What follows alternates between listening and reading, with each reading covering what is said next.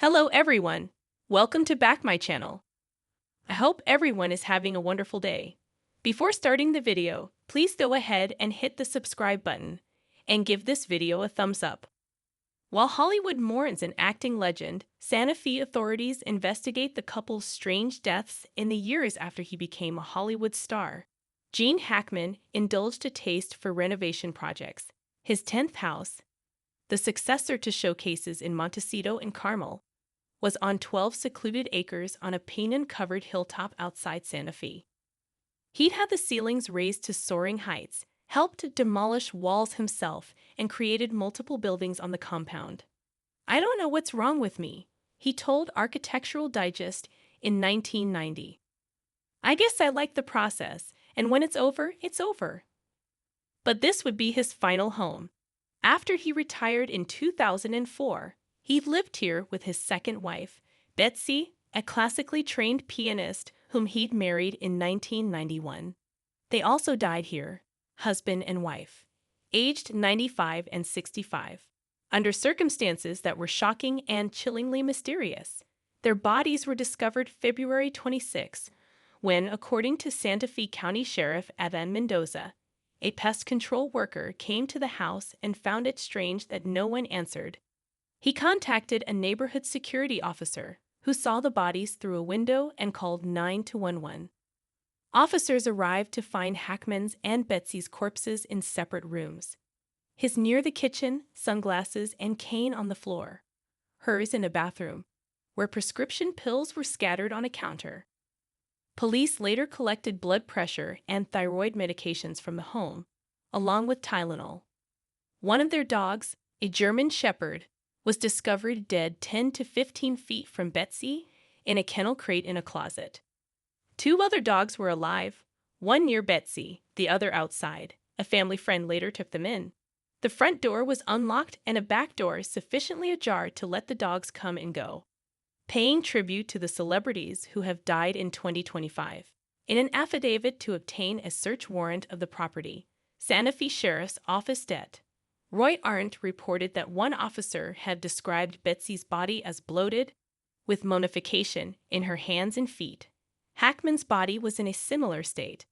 His pacemaker data later indicated that he had been dead since February 17, 9 days before the bodies were found.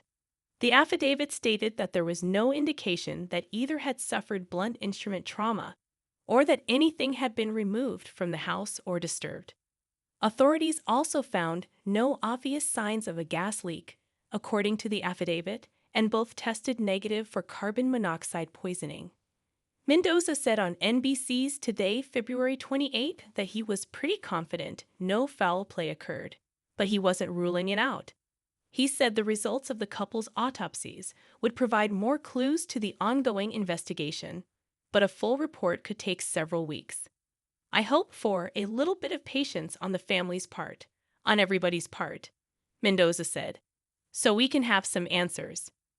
The tragedy brought forth an outpouring of tributes to Hackman, including touching words at the Academy Awards from Morgan Freeman, his co-star in Unforgiven and Under Suspicion. "Hackman was a generous performer," said Freeman, "and a man whose gifts elevated everyone's work." A two-time Oscar winner, Hackman was the rare star who could also be considered an actor's actor, delivering indelible performances in a wide range of roles.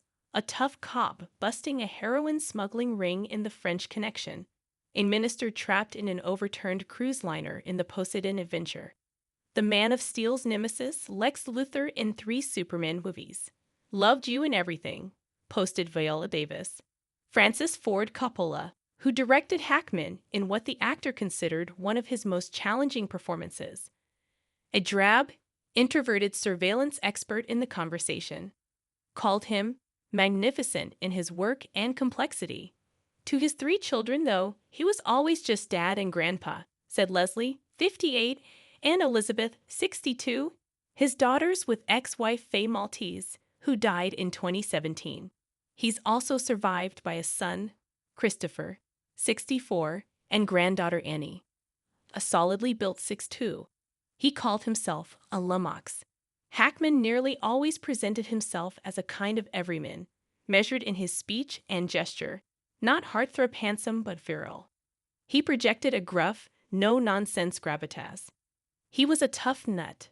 Bill Murray, his co-star in the A-list ensemble film, The Royal Tenenbaums, told the Associated Press after Hackman's death.